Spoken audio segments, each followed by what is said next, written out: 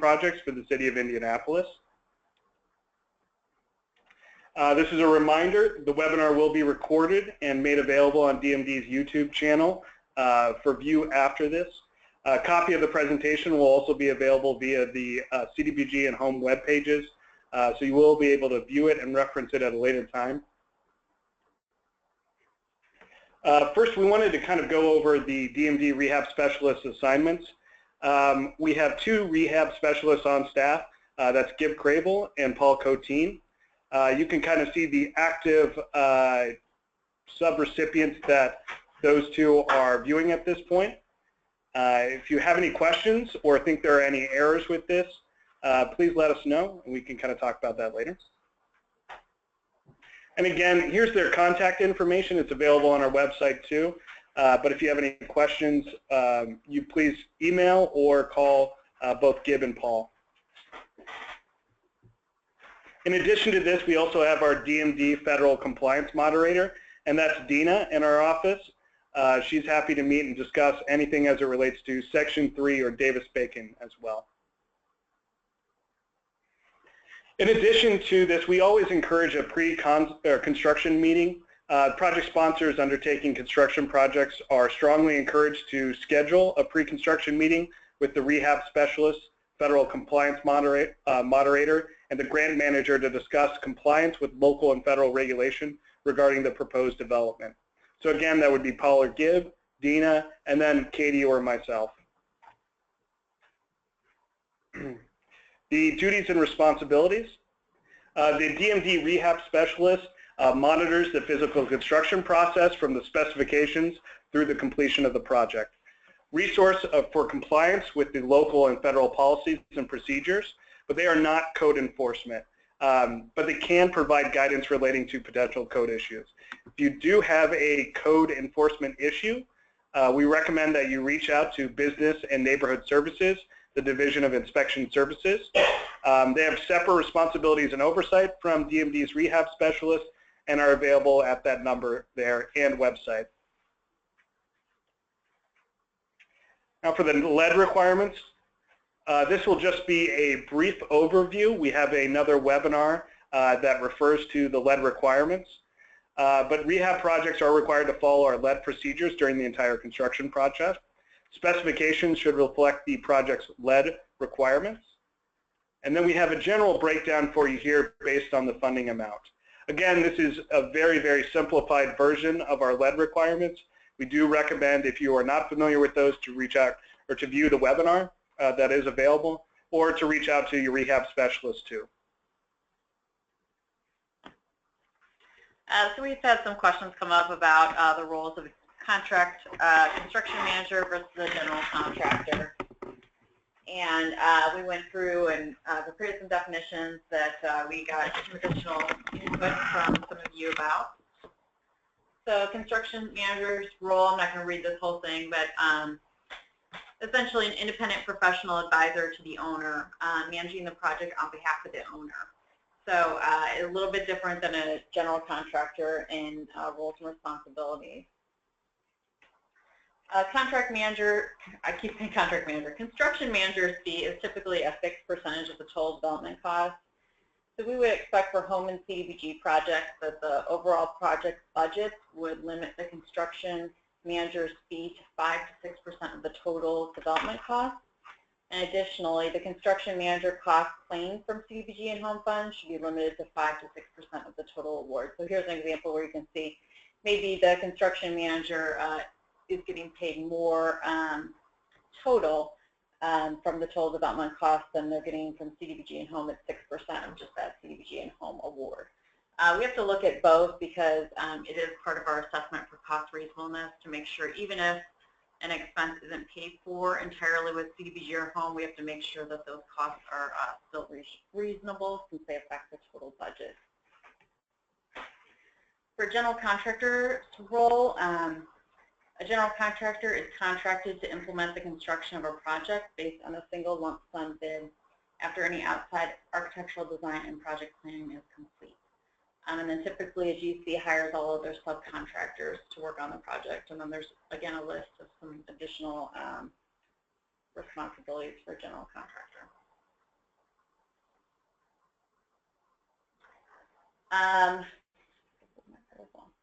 Move things around.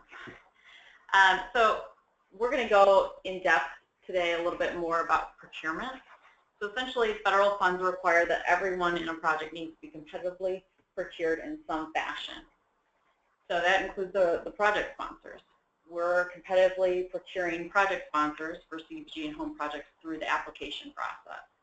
That can include other development team members as well. If they're listed on the application, they can be considered competitively procured through that application process. Anyone who's added to the project after the application needs to be procured in another way, and so we'll go in more detail about what that means. Here's some different scenarios about who would need to be procured in particular circumstances. So if there's a CM on an application, no GC listed on that application, then that GC would need to be procured. And again, we'll go through those methods shortly. You would not need to procure the GC subs after you procure that GC. It's considered part of that procurement for the GC. The subs costs are included. The GC is listed on the application development team, then you procure the GC subs.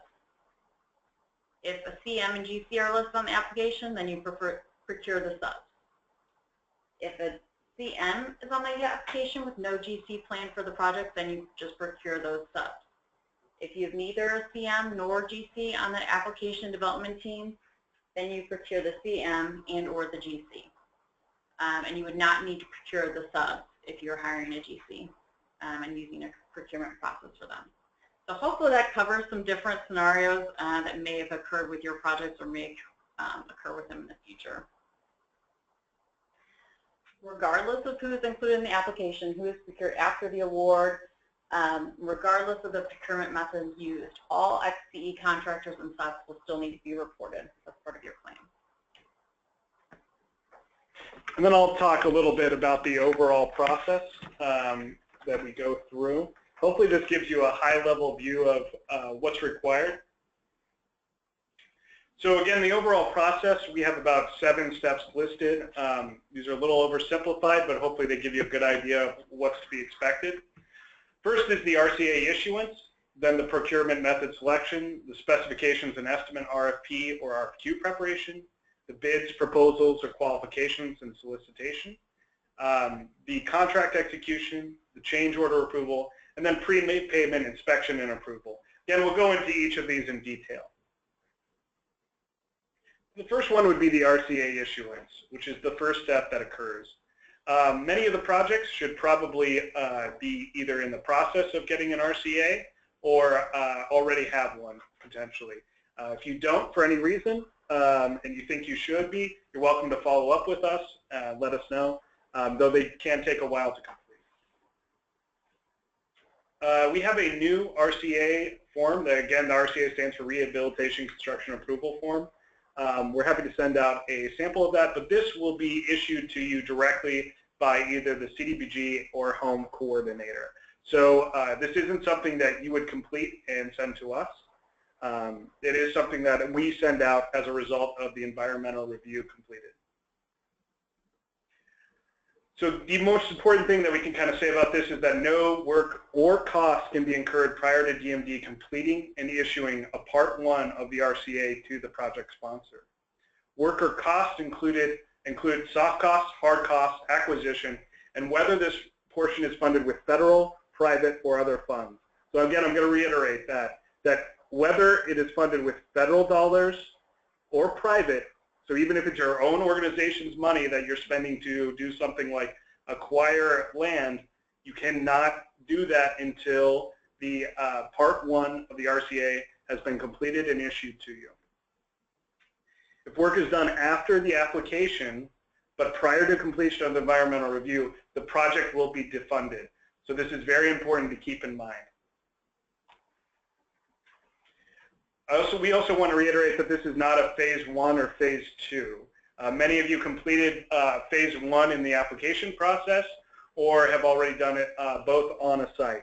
This is entirely separate to this. This is a federal requirement process that we are required to go through. If possible, all project sponsors should submit an environmental review request immediately following an award announcement. And we have those available on our website as well. These RCAs are good for 5 years, except if plans change. So for example, adding a detached garage or a home addition would require a new RCA if that RCA was originally only for rehab. If you need clarification on that, you can reach out to us at DMD to make sure to ask whether you need a new RCA or if your existing one will be fine. And for more information relating to this process, we do have an environmental review webinar as well that covers this in greater detail. There is a question that was brought up about pre-development costs before an environmental review is completed and you are issued that RCA. The environmental review requests require specs and plans to be submitted. However, as the project sponsor, we typically get these after we have selected a bidder, which is not allowed prior to the completion of the environmental review. What do we do? So this was a question that was asked to us by one of the CDCs, a subrecipient. So this is a great question and that we've asked HUD's assistance in answering. We'll actually be providing more information and guidance on this soon. So we don't have an answer for you yet, but we can provide that at a later time. I did see a question as well. This is this for 2017 contracts or all open contracts? This should be for all open contracts, so 2017 and open contracts. Any process that would go through this construction process should be following these. If prior to this you maybe didn't follow certain steps, we ask you that you reach out to us and we can kind of discuss it more. So anything that would involve a new procedure, we want to be flexible in order to make sure that, if you weren't aware of it, then, we have some responsibility on our end to make sure that you're aware of these requirements. So if you have questions about any of these as it might apply to a 2016 or earlier contract, please let us know. Yeah, some of these are changes from the 2016 or previous year's policies and procedures manual, so I think typically we wouldn't require you to necessarily follow those, but other things that are more clarification, we may have to have you find a way to follow them going forward.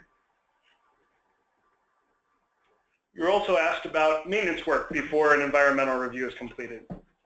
If the building is currently in use, can repairs be done before the environmental review is complete? Yes, to regular maintenance is allowed on the building. However, major repairs or upgrades to a building cannot begin prior to a completed environmental review, even if the work is not anticipated to be paid for with federal funds or part of the scope of work of the CDBG and HOME project. If you have questions about whether the work would be maintenance or major, please contact the CDBG or HOME grant manager. We just want to make sure that, if there are certain maintenance things, water heater needs to be repaired, etc., or even, maybe a roof falls in or something. We want to be aware of that, and we can kind of discuss it with you and try to make a determination at that point in order to help you without making sure that we're jeopardizing the federal funds. Cost prior to an application. The CD's application for CDBG and HOME funding calls for plans to be submitted with the application. Can these costs be reimbursed?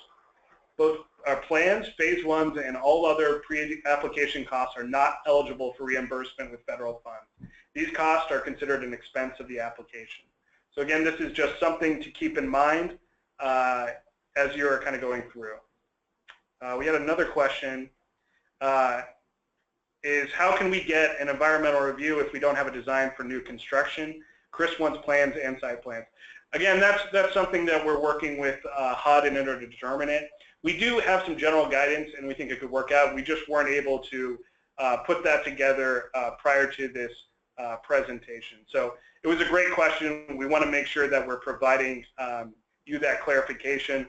But at this point, we just don't have a clear enough answer in order to kind of present it with you and to make sure it's consistent with all of our other policies and procedures. So yeah, to give you a preview, it sounds like there is some way to do a partial environmental review potentially, but it does not seem like it's the most straightforward information so far. So. Well, I will add too to that. HUD also said that has been taken to headquarters, and now headquarters is questioning whether or not it is an acceptable method. So that's why we're not ready to provide an answer at this point. We're waiting on headquarters to make a determination, so it's local field officer.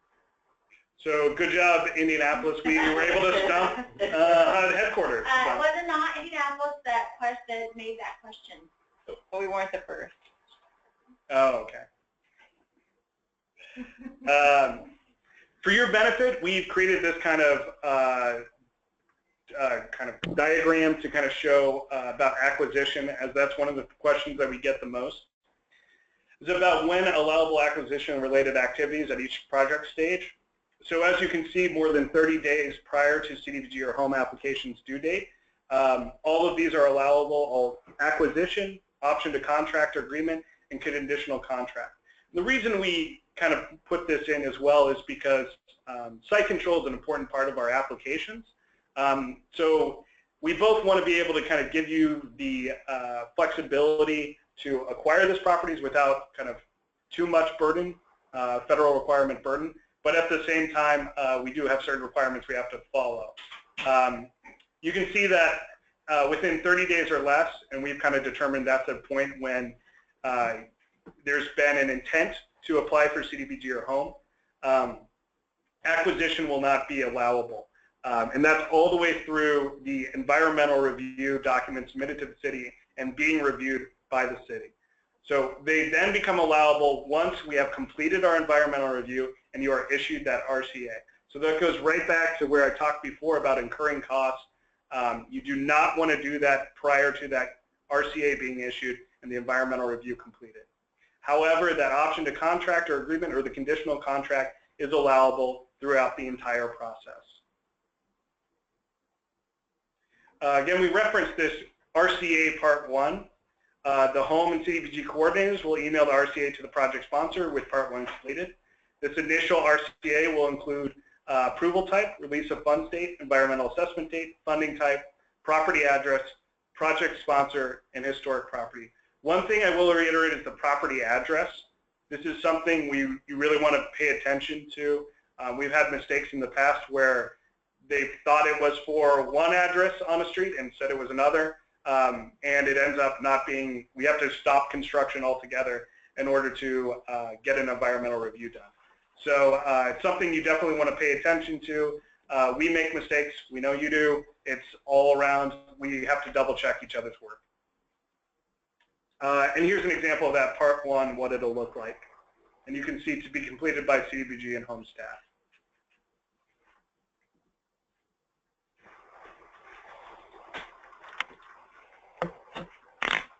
Okay, so we're going to go through essentially the 3 methods of procurement that can be used as part of your CDBG home construction project. So as part of this, we're breaking into the three different methods. Each section will cover why you would select that particular procurement method, preparing those specs, estimates, RFP or RFQ, bids, proposals, and qualification solicitation, selecting that winning bid, and executing a contract.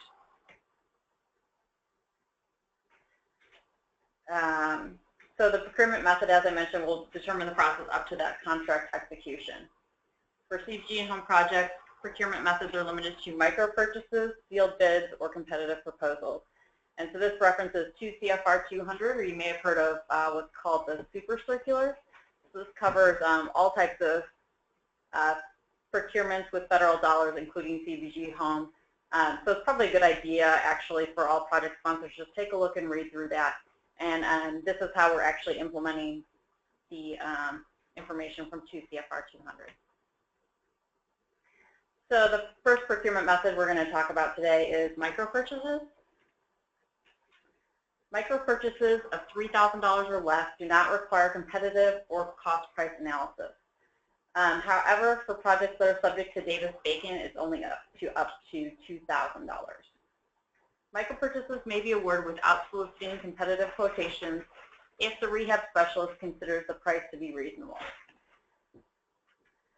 So you'll see here that you'd want DMD approval to do a micro purchase, select that supplier, and then DMD's approval of that supplier, and then you can make the purchase. So again, going back to the RCA form, Part 2, the rehab specialist will sign off to verify that a micro purchase procurement method may be used. And we added in this year if it's a micro purchase or not, yes or no, so we have that documented. For selecting the supplier, the language from 2 CFR 200 is that The supplier must be distributed equitably among qualified suppliers to the extent practicable, and that the price must be reasonable. Going back to the RCA form, Part 3, this is where the rehab specialist would approve that purchase. The project sponsor would submit the quote to the rehab specialist. The rehab specialist determines if the price is reasonable.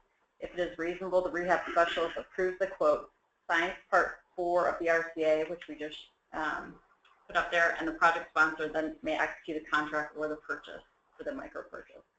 If it's not reasonable, the project sponsor must solicit a new quote. We go back to the form here.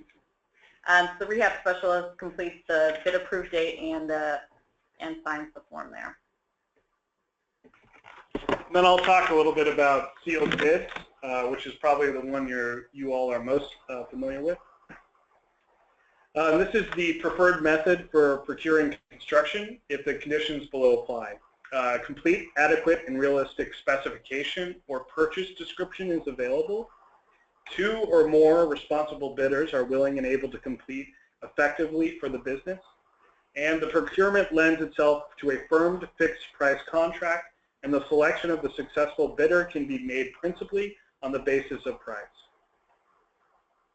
So when is this best used? Larger projects where architectural services are procured separately from construction services, for example, a new multifamily rental apartment building, or smaller projects where the work specifications are clearly defined and architectural services are not needed.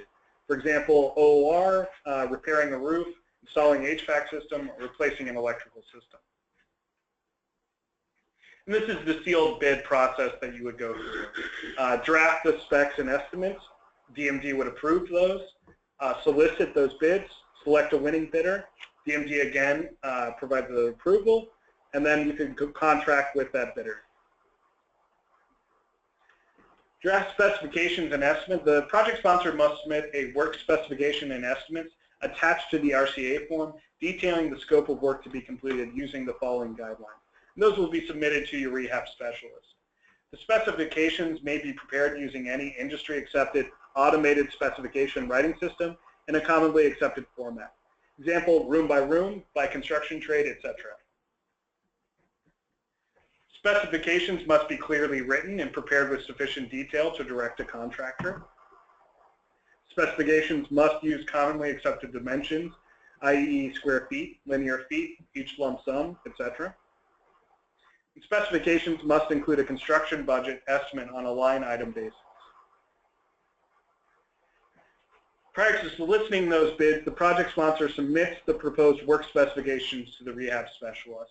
This is just to ensure that everything is written appropriately and within our detailed requirements. The rehab specialist will review a construction budget estimate and specifications within 5 business days of request and will either approve or request those modifications. If it is beyond that 5 days, we recommend that you reach out to your rehab specialist. They can be out of the office a lot, but we generally hit those 5 days. For rehab projects, the rehab specialist will also perform an on-site visit. And upon approval of those specifications and the estimate, the rehab specialist will sign and date Part 2 of the RCA form and return it to the project sponsor for the organization's records. Any future project sponsor modifications to these specifications must be approved in writing by rehab specialists prior to undertaking the changes.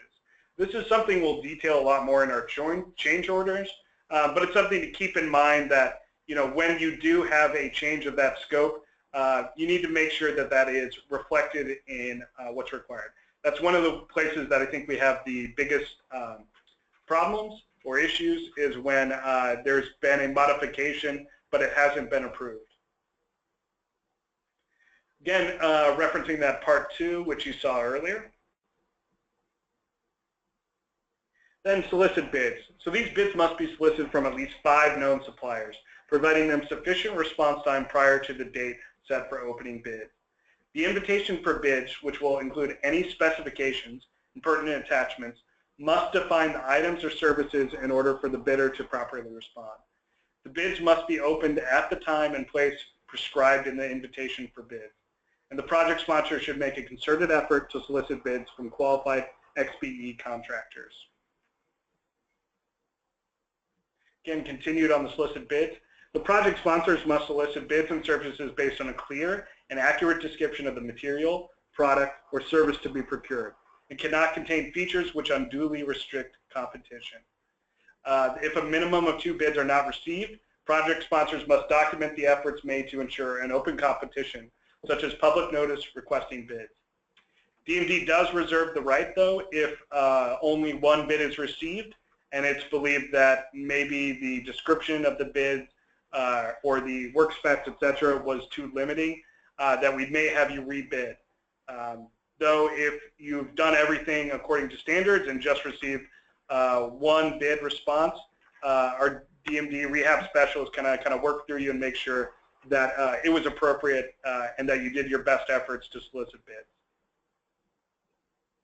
If bids are expected to be $150,000 or more in federal grant funds, the project sponsors must publish a public notice requesting bids in a local newspaper, specifying where bid packages may be obtained and a due date for the bid submission. The rehab specialist will review the documentation of public notice during the bidding approval. If project sponsor publishes a public notice, one of the questions we had is if a project sponsor publishes a public notice, would the project sponsor still need to directly solicit at least 5 qualified entities? No, if the public notice is done, the city's requirement is met. Then you would select the winning bidder. Where specified in bidding documents, factors such as discounts, transportation costs, life cycle costs must be considered in determining which bid is lowest. Payment discounts will only be used to determine the low bid when prior experience indicates that such discounts are usually taken advantage of. And any or all bids may be rejected if there is a sound documented reason. A firm fixed price contract award will be made in writing to the lowest responsive and responsible bidder as well. So selected contractors, these are just some of the things to keep in mind.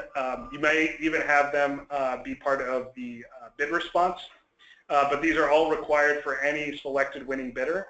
That would be bonded, licensed, and insured.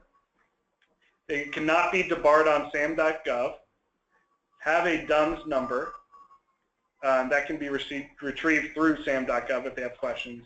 I know some people have had difficulties with this, but I recommend working with the SAM.gov website and the federal government in order to kind of accomplish getting that number.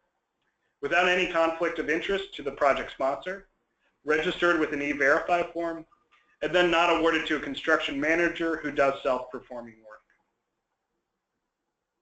Again, you can kind of see part 3 there that documents this, the description of the work, the selected bidder, etc. So a question we've had is, do all contractors need to have DUNS number? Yes, this is guidance that we had received from HUD, and is that all contractors on CDBG and HOME projects will need to have a DUNS number going forward. We used to be able to go with that they just haven't, their name didn't show up as not debarred, but there have been concerns that because entities with the same or similar names may be listed, an exclusion could be missed. If you received resistance from contractors about registering, please let us know so that we can communicate that information to HUD.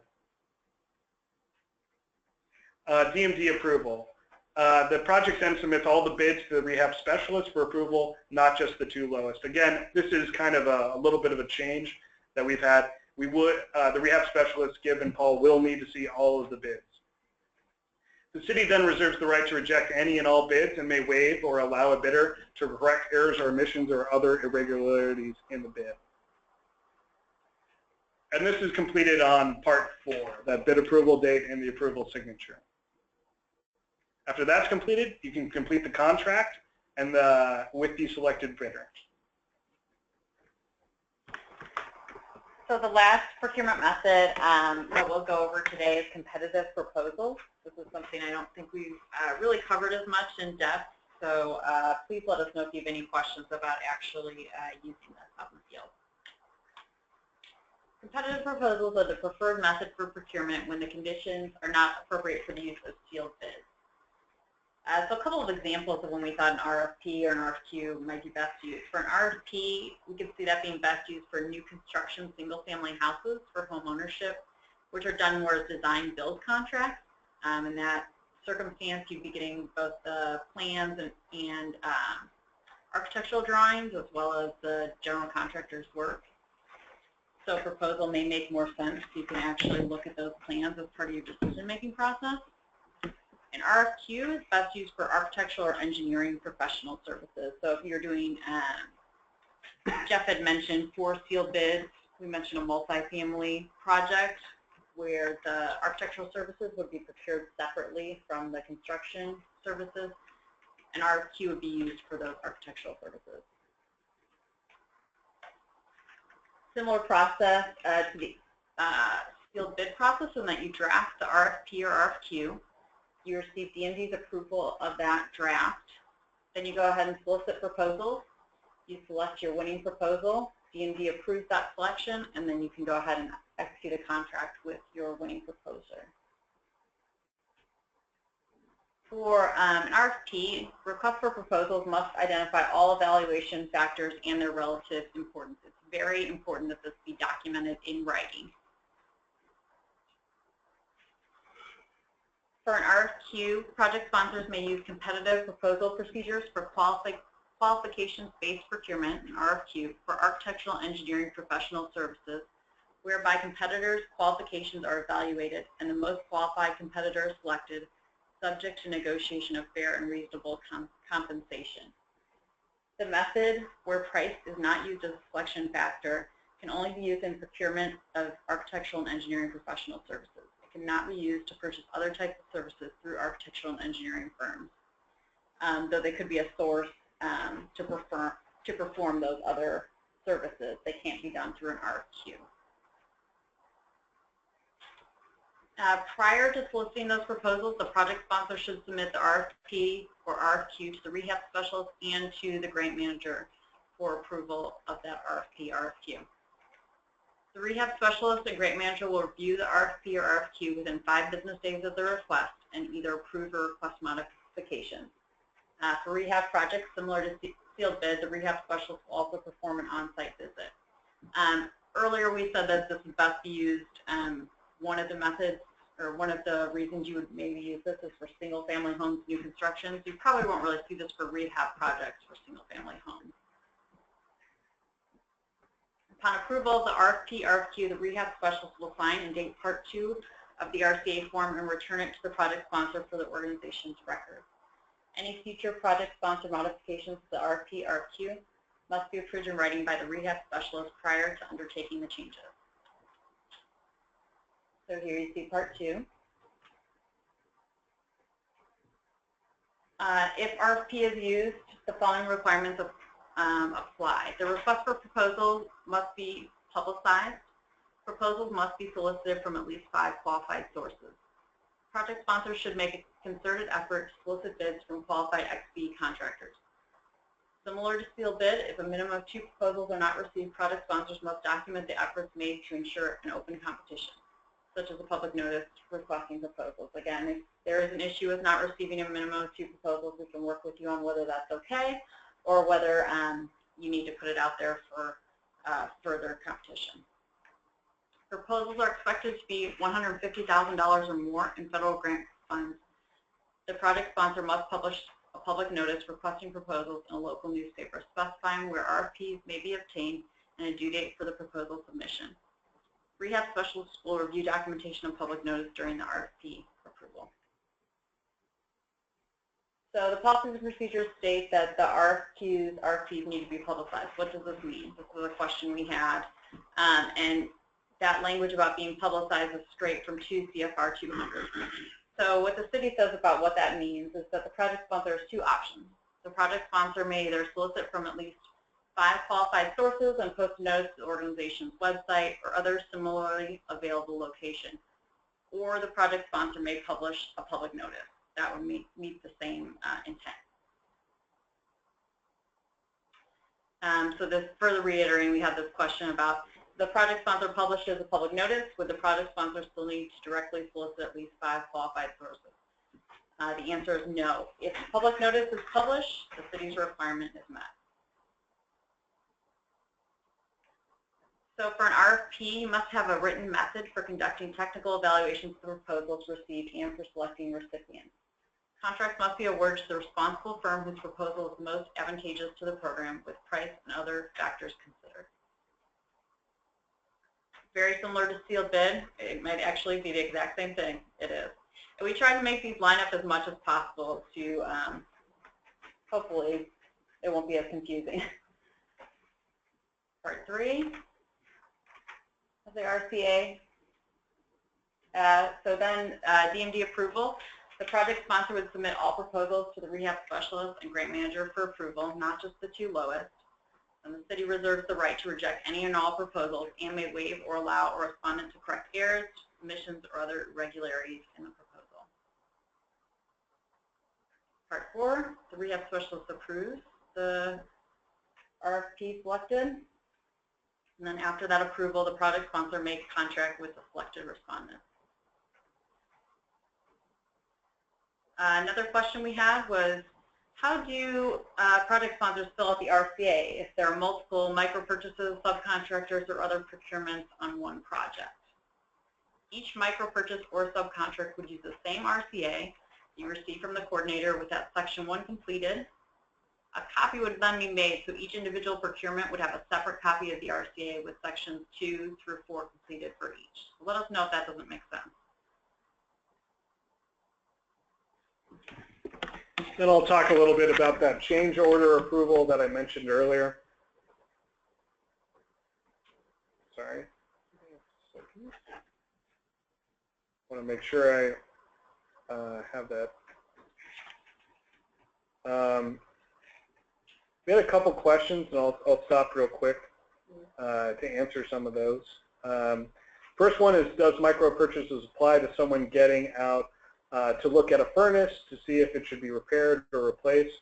Again, it comes down to the cost. I would have the rehab specialist just talk to them, but if you're talking about a $200 service call, you know, that would be considered a micro purchase.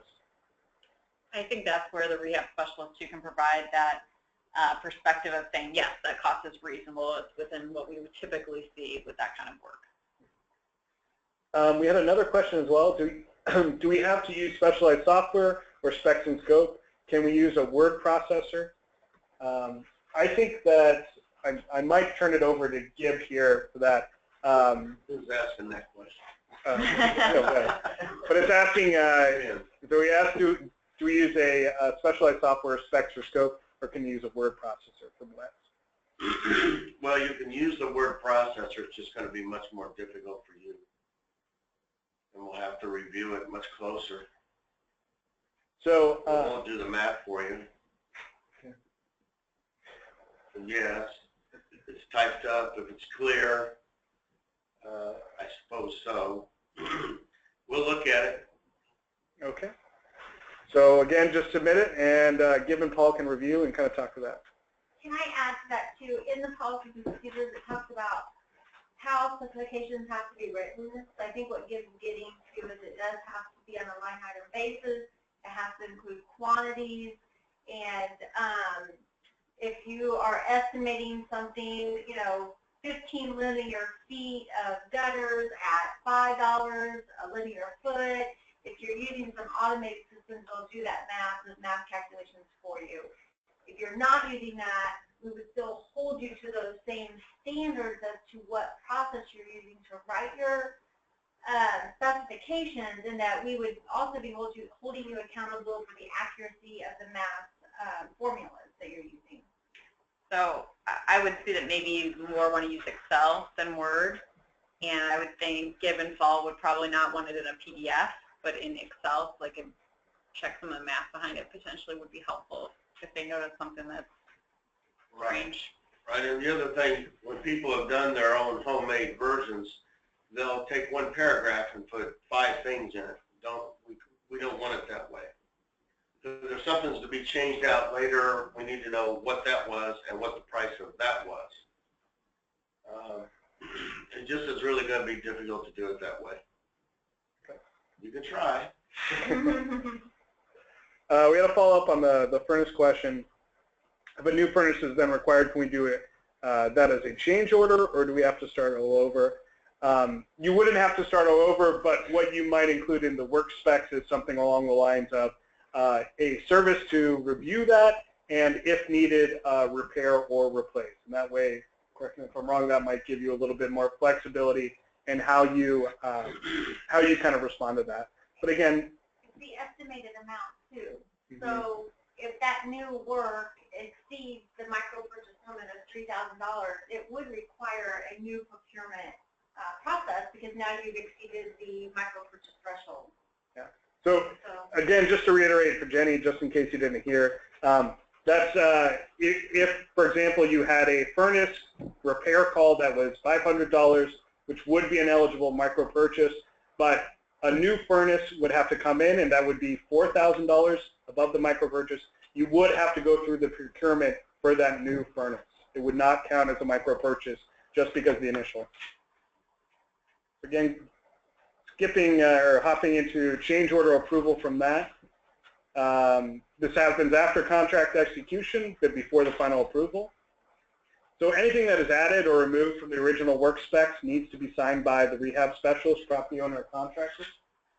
Yeah, please have the homeowner sign the change order, particularly if it affects what's going to be visually appealing to them one way or the other. Now, if we needed to, if the change order was to replace 3 studs in the wall because they were termited, the homeowner's not even going to understand that probably, and it wouldn't be as important, but do it. But if it's changing vinyl to painting, or where the handrail goes, or things that does something in the kitchen, be sure to get the homeowner to agree, and it's going to help you later that you can walk back to them and say, well, Mrs. Smith, you agreed to this. Here's where you signed. It helps your argument later if there's a discrepancy or a dispute. Okay. So some of the changes may need new work scopes rather than change orders, and may require new bidding. If you are unsure if this is a deviation or would trigger a change order or a new scope, reach out to your rehab specialist for clarification. Change order boilerplate, as you can kind of see there. I think we have a more updated version that wasn't on there, so I apologize for that, but we can work with you if you need the more updated one. And then going into pre-made payment inspection and approval. So I'll pass this over to Kate.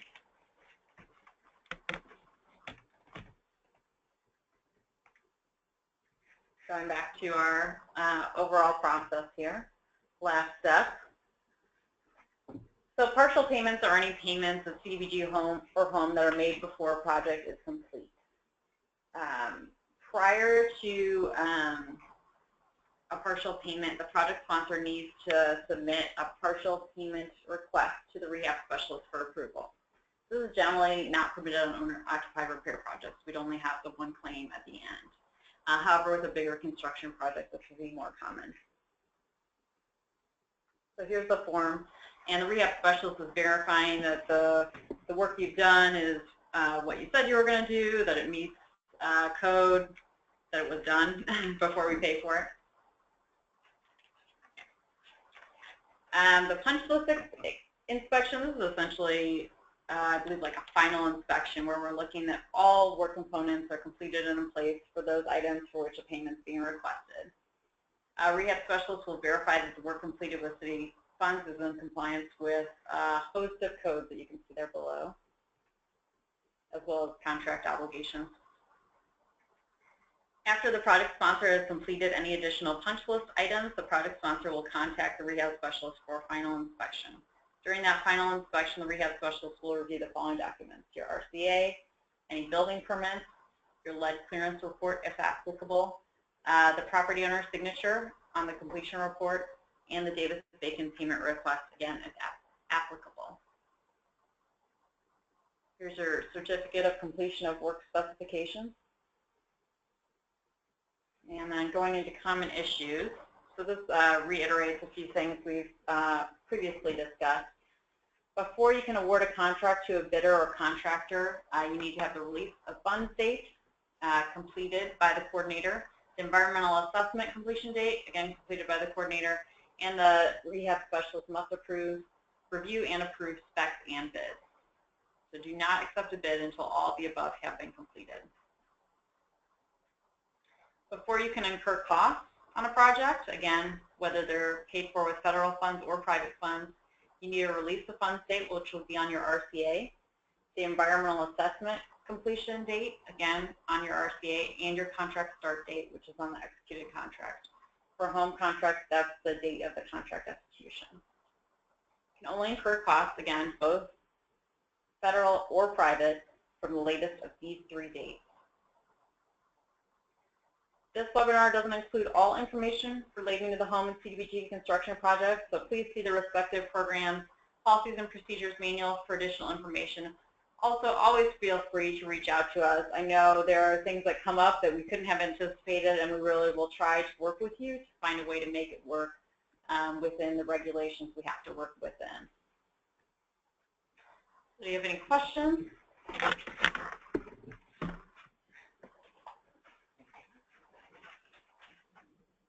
Again, kind of going to the owner-occupied repair question. We aren't going to have 5 contractors come out to look at a furnace. You don't need 5 contractors to come look at a furnace. All you need to do is solicit 5 potential buyers. So in that example, you have a service call for $200 to repair. Repair is not an option. You have to purchase it for $4,000. All you would need to do is solicit a quote of an estimate of, I have a 2,000 square foot house. I need a furnace for the house. How much would that cost based on these specifications, and kind of go from there, and receive quotes based on that. So not everyone needs to come necessarily to the house to see it, though if they're interested in doing that, they'd be welcome to it. Is that correct, or any other questions? Yeah, I would say reach out to your rehab specialist as far as what the spec should be. Well, and a lot of times the furnace is going to be over your micro purchase threshold, which would be $3,000, which would require you to write a set of specifications. You can solicit your bids based on those written specifications. Specifications will include the size and capacity of your HVAC unit. It will include the BTU, everything that you would need, and your contractor should be able to provide you with a quote or bid based on that written specification. Yeah, and if they need to go to the property, they go to the property. How comfortable the heating guy is to make that bid. Yeah. And it's not, it's an option. Yeah. We're not mandating that somebody has to come to the house to provide the bid unless they feel they need to. The only thing I would say is that you have to be equitable to all the bidders. So if you allow one bidder to go see the property, you'd have to allow every bidder to go see the property as well. You don't have to go ahead and ask each of them one and confirm that, but if they ask you, you have to allow that as well. And just because you solicit 5 different contractors, we don't expect necessarily 100% of those that you get 5 bids back. It's just giving that opportunity, or publishing. Again, we want to hopefully see at least 2 bids come back. We had one other question. Is for the micro purchases, just as a clarification. Is the $3,000 threshold for home and CDBG as long as Davis-Bacon isn't invoked? Yeah, so both for home and CDBG, as long as you are under the $3,000, it is not a Davis-Bacon property. That would be considered a micro purchase. If you have any questions, or it's $3,050 and you want to just confirm, you're welcome to reach out to us and kind of talk to us about it. Or if you're not even sure Davis-Bacon applies to the project, hopefully you know, but we can have that conversation as well. So home was previously $2,000, so maybe that's where that question came from. After this webinar, we will be editing and updating the policies and procedures for both CDBG and home with pretty much this language straight from this webinar, so it should match up. And we'd appreciate your help in reviewing that policies and procedures manual as well to make sure that what we're saying, again, makes sense to you. We had another question, is does this apply to emergency homeowner repairs? So I think the question being asked is, you have a roof that's collapsing on the homeowners, we would issue an emergency RCA in that case because it is determined that it's something that needs to be done quickly.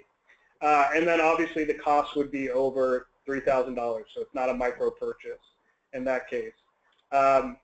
In that instance, go ahead, Jim. Sorry, if it is an emergency and the city signs off on the emergency RCA, the city will make that determination on whether or not it's an emergency. Then you do not have to follow the standard procurement procedures. You can just get somebody out there and get that work done.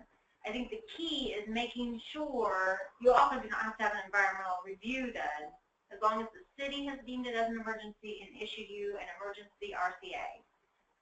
I'll add one thing to that, and again, feel free to chip in, the rest of the team here.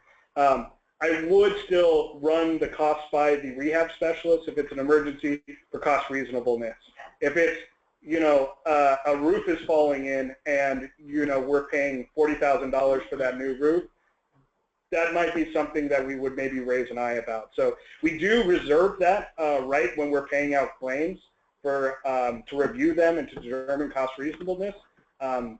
Again, I don't think we're going to have any issues with any of our subrecipients, but it's something that might be worth saying is, hey, this is the cost we got to Paul or Gibb.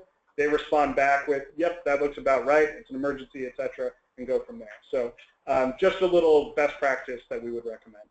And if there's other work that needs to be done to that house that's not an emergency, it would still need to follow our typical procedures. So it's just dealing with that emergency, making that exception. But if there's additional work needed, you'd go along the same process as though there hadn't been an emergency at that house. Yeah. So again, in our example of the roof collapsing, but you also plan to, install new windows. The windows would have to go through the procurement and through a full environmental review, but the roof can be done essentially a quicker process because it's an emergency. We don't have any other questions listed in the chat box at this point. Again, if you have any questions, please write it in there. If you think of it later, you can send an email to either Katie or myself, and we will post an FAQ afterwards for everyone involved. Again, just as a reminder, this recording will be available on the YouTube account for DMD, and it will be available as a PDF for you to review. If you have any specific instances or projects or questions or etc., reach out to any of us here and we'll be happy to work with you. So seeing no more additional questions, I think we'll probably end this webinar. Thank you all for attending. Again, special thanks to those who helped in crafting this webinar by looking at our draft. We hope you all have a great day.